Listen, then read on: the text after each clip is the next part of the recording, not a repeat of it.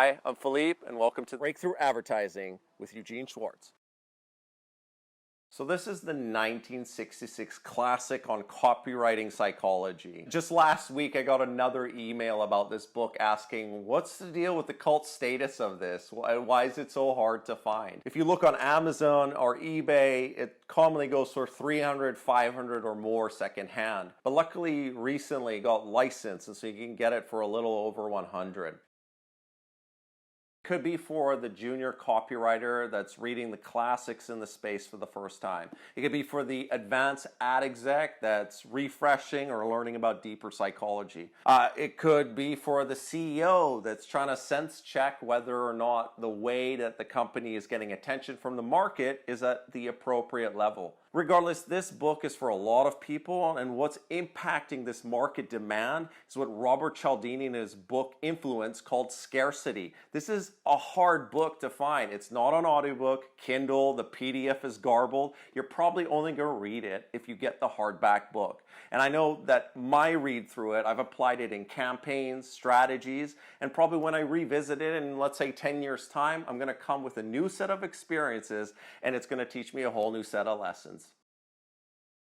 The greatest mistake marketers make is in trying to create demand. This book is about channeling existing demand. A little bit of micro history around the discussion of market desire. So there's this model that I use in my business called AIDA, and it's an acronym that goes AIDA: attention, interest, desire, action. And the first time that this was documented was in 1925, and it was in this book called The Psychology of Selling and Advertising. And the author referenced Elmo Lewis, who back in 1898 had started talking about desire. And Elmo Lewis had referenced actually and you could arguably say the father of American psychology, a guy named William James, also a very prominent philosopher at the time. And what they were trying to understand was how people graduate from just noticing something all the way to, I must have it, I must get this thing. And so if you break it down and you give it a digital spin, and that's where my career comes into it, at attention, what kind of traffic should you be getting to your website, for example?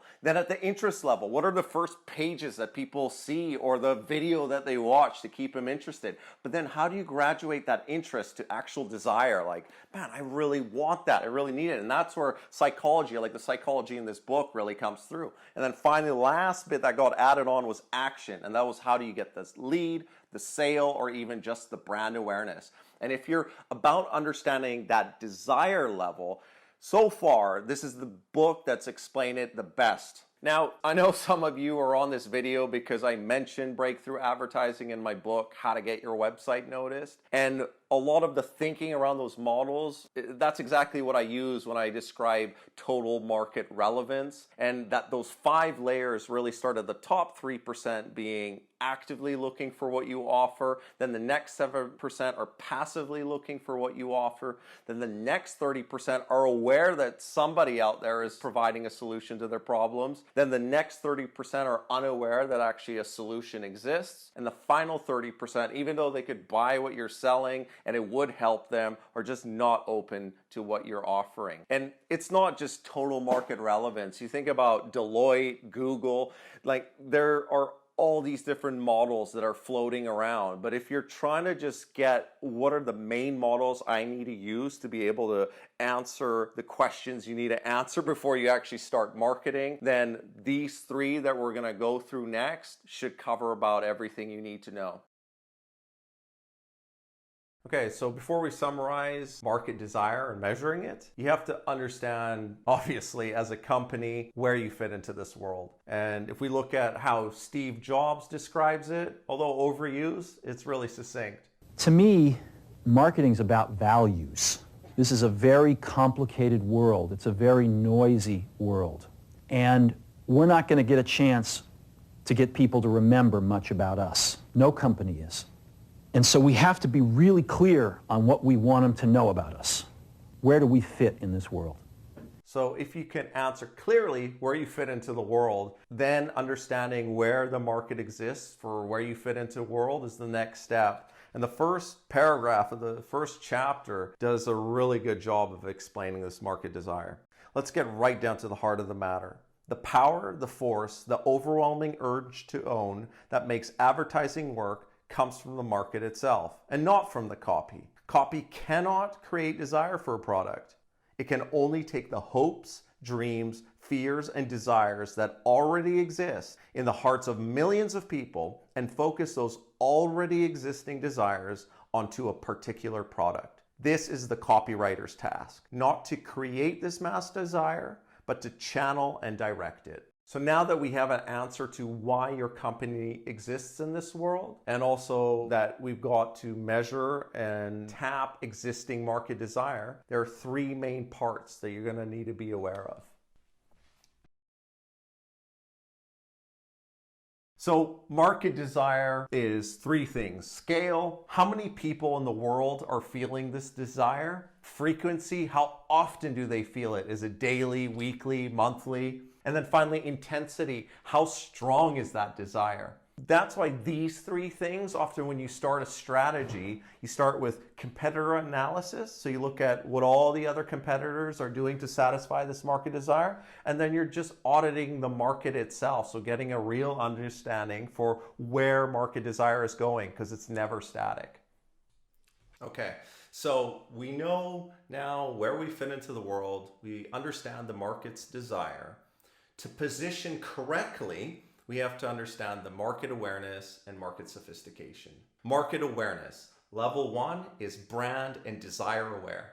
All this means is that they know about your brand, they want what it provides, whether it's a product or a service, and all you have to do is get in front of them and remind them that you exist. It might be through a sale, a deal, or just getting in front of them. This is low creative work. Let's get into examples. Popularity, that's what Pepsi's got most of. Pepsi gives more fun, more bounce to the ounce, and more for your money, too. Wherever the crowd gathers, you're sure to find Pepsi. So why take less when Pepsi's best? Buy Pepsi by the carton. They're just leaning into the brand pep, so it gives you energy throughout your day, and they used to call it healthful. But at the time, you also look at, for example, what 7-Up was doing, and they're saying that this isn't even their youngest customer. Then the layer down is brand aware, but low desire.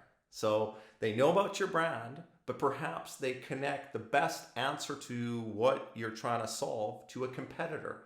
So here, you've got to prove superiority. So you've got two examples here. You have Jake LaMotta, the boxer, and he's standing on the paper cup, and this is proving the quality superiority of the product. Then another example that's really good is which twin has the Tony? And this is an at-home perming product, and so they show the two twins, both have pretty much identical hair, but you have to identify which one has the expensive perm.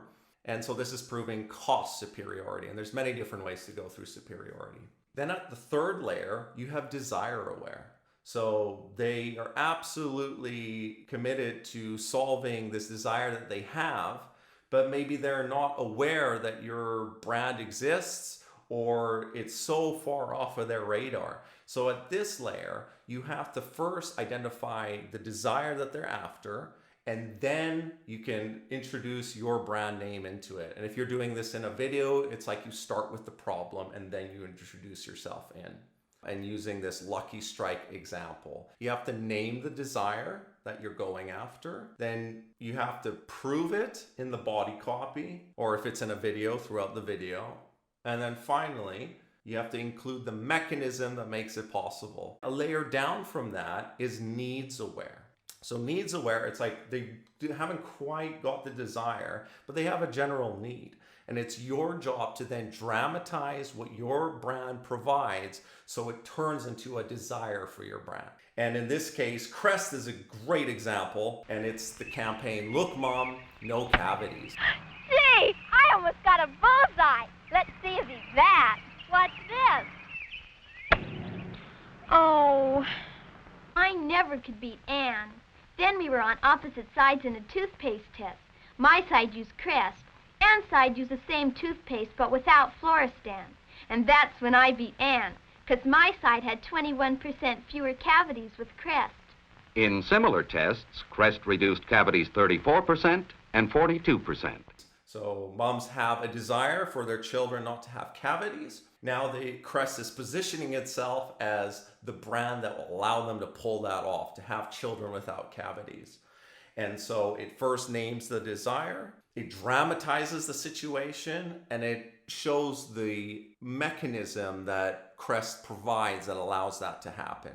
Then finally, the last layer is unaware. There's low desire, they probably don't even know about your brand. And this is a really expensive layer to market to. And in a lot of cases, it's not worth going after unless you have the patience and the budget to chase it. But if you are gonna go after this, your number one thing is bridging the gap from their existing desires to your brand. We'll get into an example of that when we get into market sophistication, because actually the last layer of market sophistication is pretty much identical to the last layer of market awareness. Before we get into market sophistication, the reason why you need to understand the awareness and the sophistication is because if you get them to match right, then when your intended market sees your ad or sees your content, they're going to be interested in it. Because if you get this match wrong, they're going to feel indifference. So at the very top of this, you've got the brand promise. This means that you're first into the marketplace with a specific claim, a specific benefit that you want the market to attach to their desire.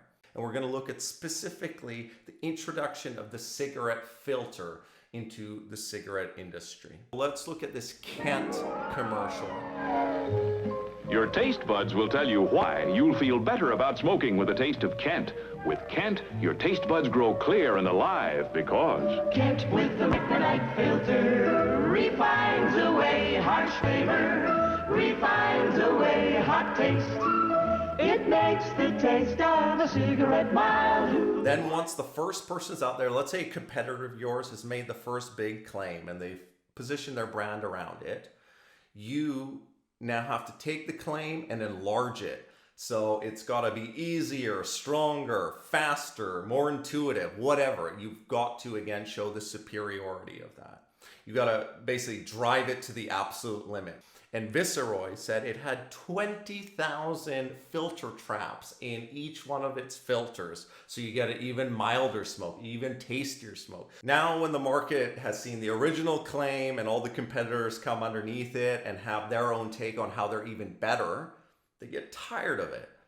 That's when a new mechanism, at the third layer, a new mechanism has to come into place. So it's got to give reasons as to why now you need this specific thing or this specific part of your service or product that allows that original benefit to be satisfied. No filter feedback can reach your lips. Tobacco tastes best when the filter's recessed. Smoke Parliament. Someday, every filter will probably be made this better way, recessed, this most important quarter-inch to prevent filter feedback. Then you graduate to the fourth level, which is now the market's aware of this new mechanism, this new device. And you've got to now, again, you've got to drive that to its absolute limit. So you embellish what this mechanism is. You give detail to it. You color it in. Territon take it a step further with their dual filter.